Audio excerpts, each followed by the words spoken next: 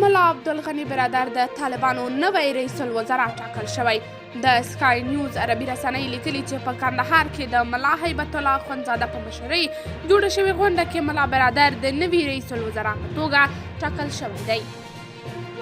د یادې رسنۍ د راپور له مخې په دې غونډه کې ملا برادر د نوي لومړي وزیر او د کورنیو چارو اوسنی وزیر سراج الدین حقاني د نوموړي لومړي مرستیال په توګه ټاکل شوی دی.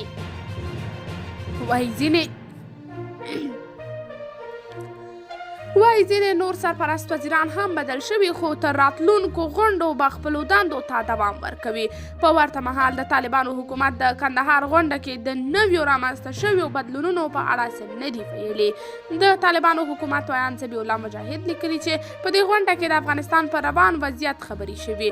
ښاغلي مجاهد دغه راز ویلي چې په یاده غونډه کې امیرالمؤمنین ملا هیبت الله د امارت مسؤلینو ته د ښې حکومتدارۍ سپارښتنې کړي دي. قدرمنو لیدونکو، تاسې د دې موضوع په هکله څه نظر لرئ؟ نظریات را سره کمنټ کې شریک، ویډیو لایک او چینل سبسکرایب کړئ.